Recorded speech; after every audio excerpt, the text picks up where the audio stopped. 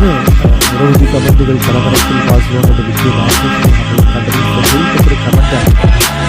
അതിൽ ആ കമന്റ് ബാഴ്സയ്ക്ക് ഒരുപാട് പ്രശ്നമുണ്ട്, അതായത് ഒരു പ്രശ്നമേ അതെ, ബാഴ്സയ്ക്ക് ധാരാളം പ്രശ്നമുണ്ട്, പക്ഷേ റയൽ അവർക്കൊരു പ്രശ്നമേ അല്ല എന്നതാണ് അവർ കാണിക്കുന്നത്.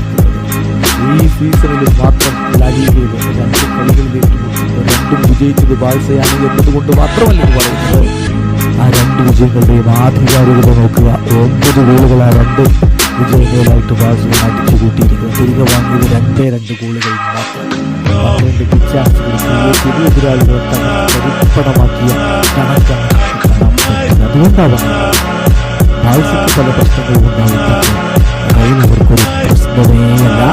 ഒരു കാര്യം കൂടി പറയട്ടെ, വമ്പന്മാരെ കാണുമ്പോൾ